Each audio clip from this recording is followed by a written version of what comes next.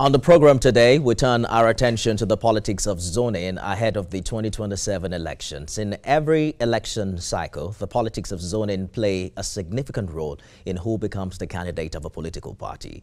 And that played out in the last elections in 2023, where the APC zoned its presidential ticket to the south, and the PDP couldn't reach a consensus whether to zone to the south or the north due to conflict of interest. Well, it's not just about the presidency. States also use zoning to decide who becomes governor. But zoning itself isn't in Nigeria's constitution. It's just a tradition, some sort of a political agreement of some sort. But how zoning, how has it helped Nigerians, right? And how has it made life better? Or is it just about grabbing power?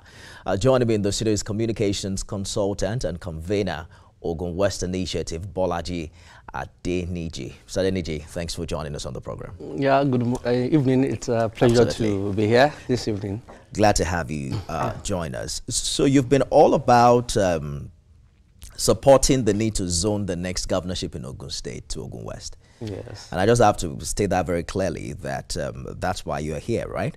But I'd like us to look at the concept of zoning itself, because the argument has been that zoning ensures equity. But critics say it promotes mediocrity, because what we see is parties prioritizing region over competence. Some will say, you know, superior ideas should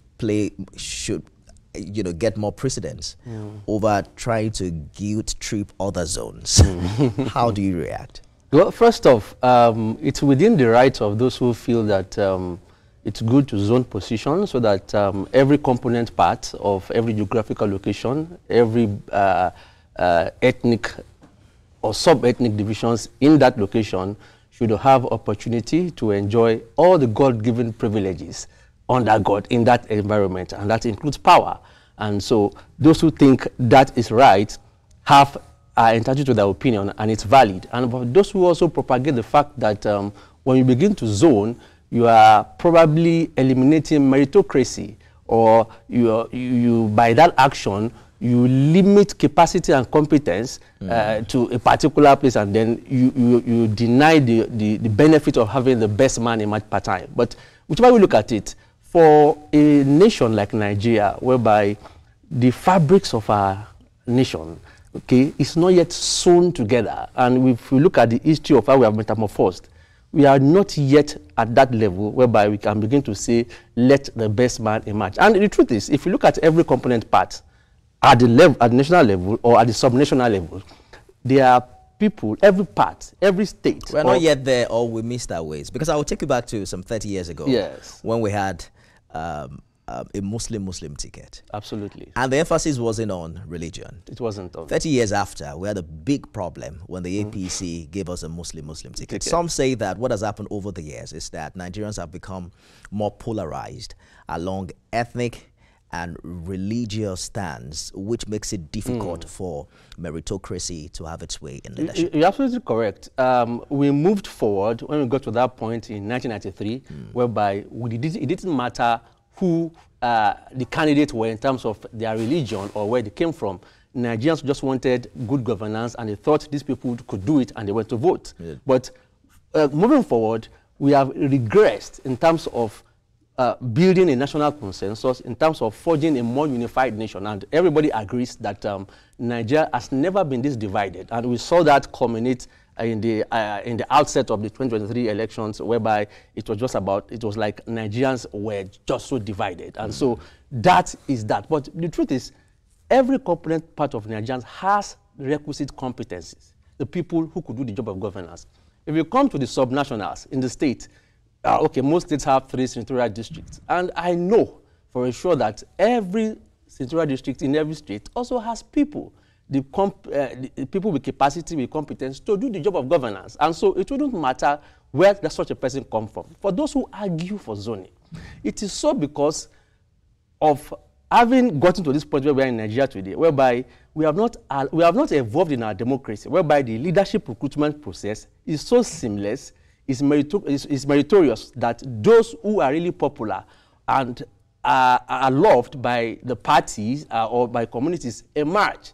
So we still have a tele-guided democracy whereby it answers to the dictates and the whims and caprices of those who control power centers, either at the political party level or the community level. And so if that be the case, it will take almost donkey years or forever for some component part to become president of Nigeria, for instance, or become governor of a state, for instance. My thinking is that, yes, will it matter where the president or the governor comes from if he's a good leader that caters to the needs of everyone?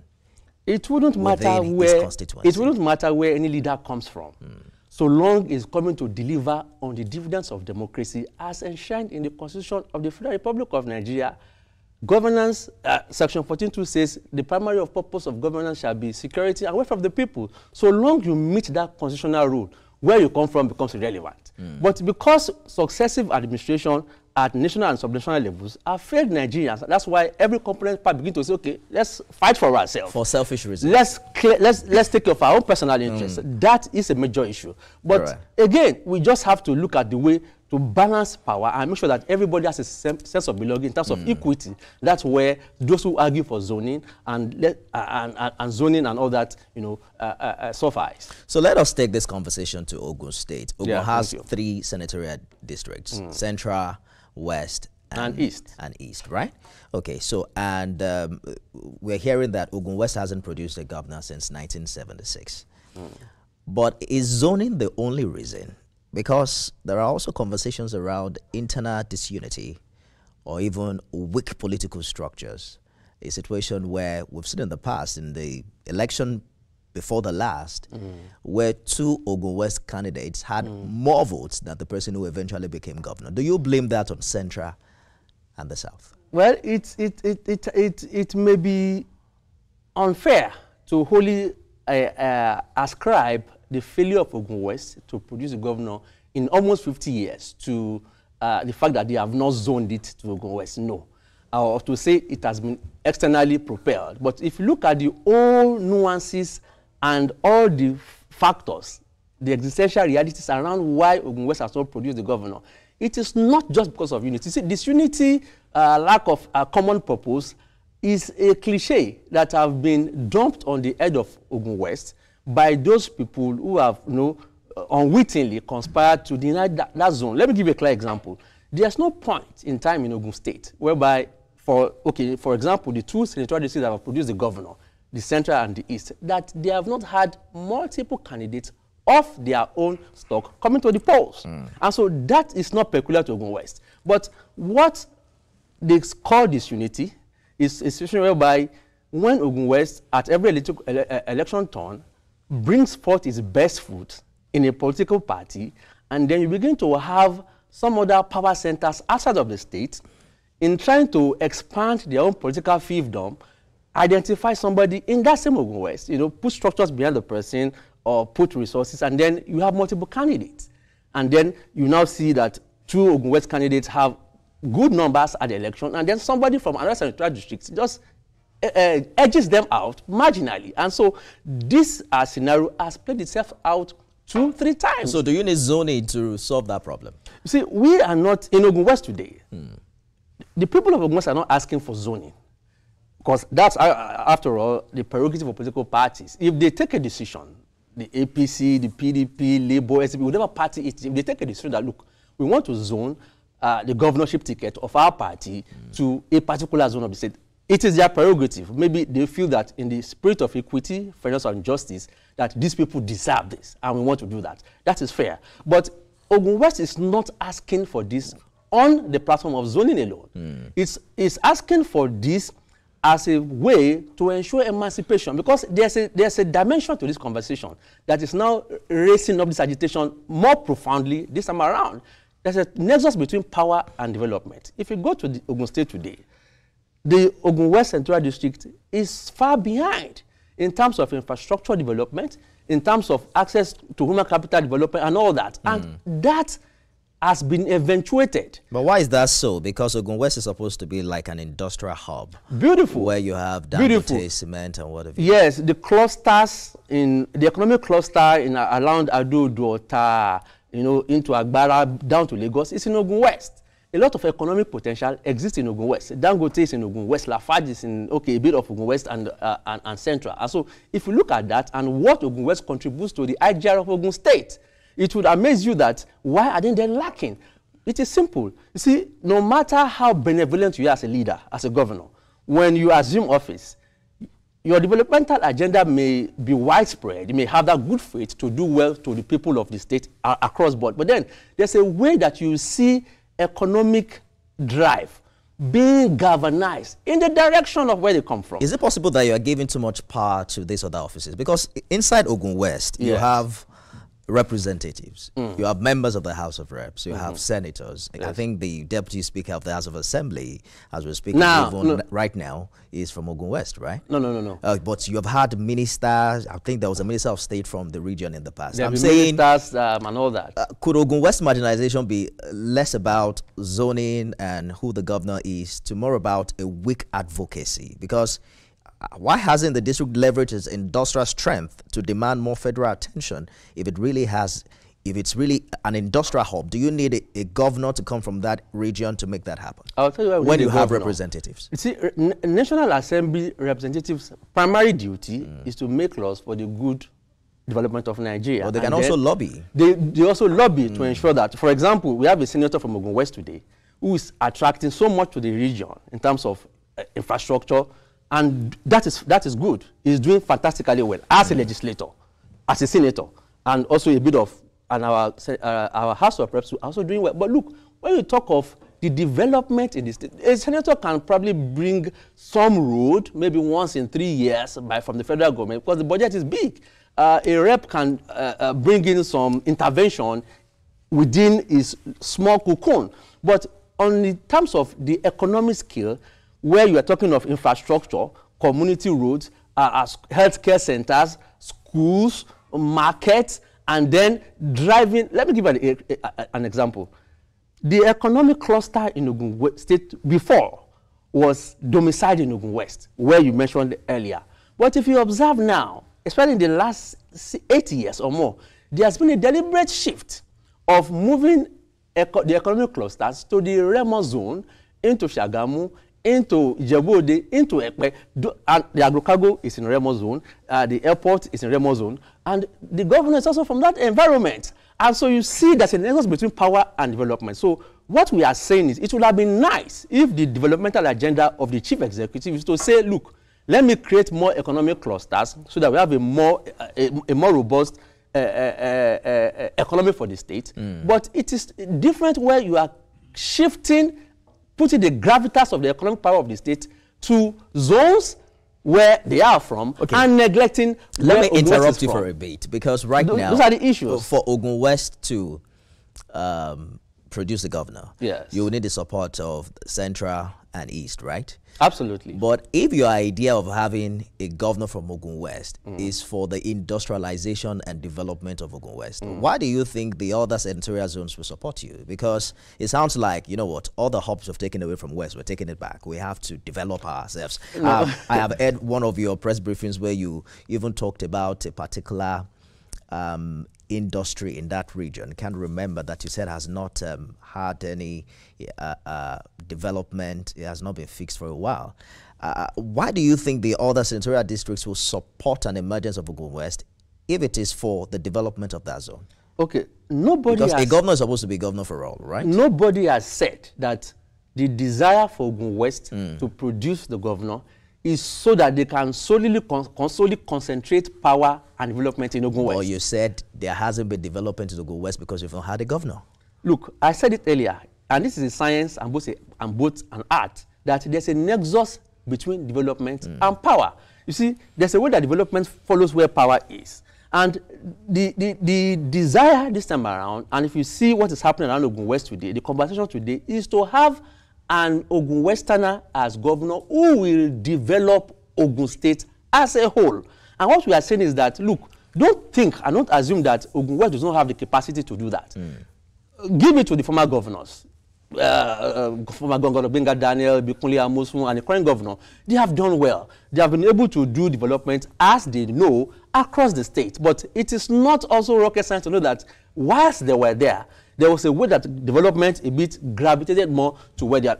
For example, I could say as an investor, okay, the governor is from so area. I want to go and build something around that environment. It's the governor, you go somewhere every weekend, you want to go and put in hotels there. And before you begin to know, there's a value chain effect of the fact that the governor is from this environment. We want that value chain effect because of power. But of course, when an Ogun Westerner becomes governor, it's going to be having a developmental agenda that is pan-Ogun State. So it is not for us to grab power and then say, now, after 50 years of negligence, of degradation, of deprivation, we now want, it is impossible for the governor to do that. It wouldn't even last 6 months if he does that. But how do you deal with the diversity in your ethnicity for a start? Because some say, in Ogun West, you have the Aworis, you have the Oguns, right? The Ketu, the Ohori, and all that. The Yewa. And there seems to be more diversity within West than we have in, Central and the East. And that, of course, has been perhaps one of the reasons why we've seen multiplicity of candidacy. Everybody wants to be governor. That's not correct. I corrected that insinuation a few days back somewhere. Diversity is a strength if well harnessed. I said it earlier that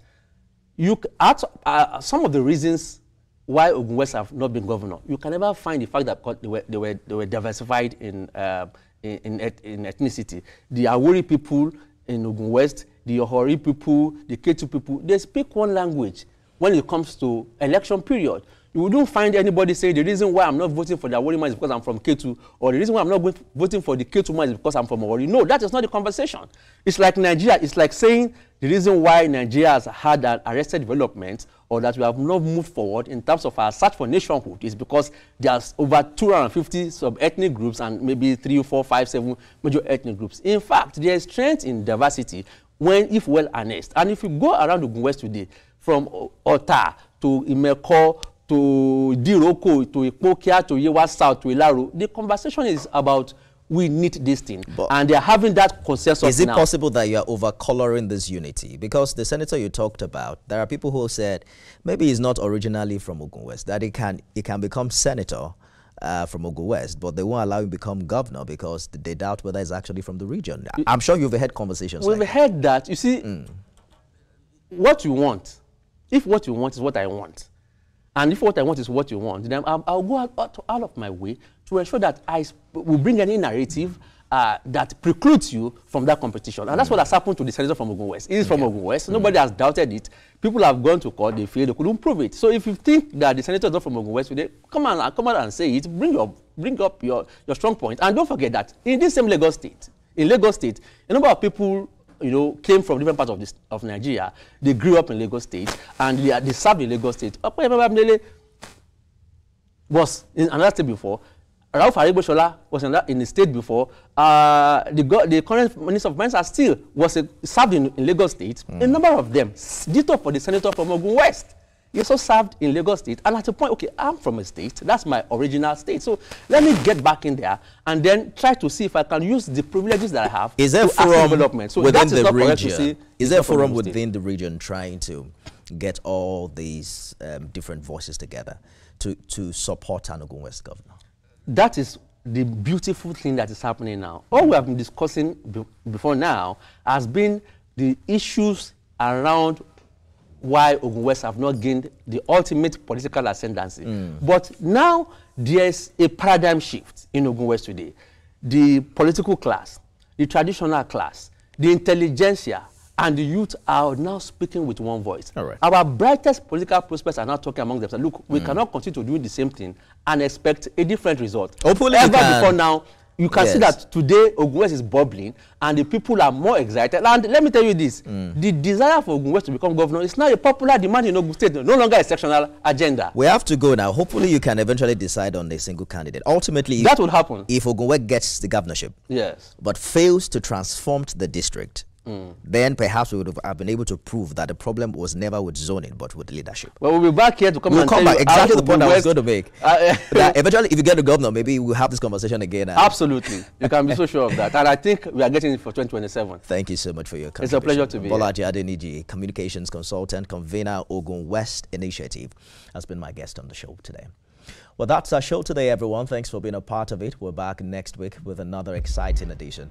I am Nifemi Oguntoye. You can watch it again at midnight and at 6 a.m. tomorrow.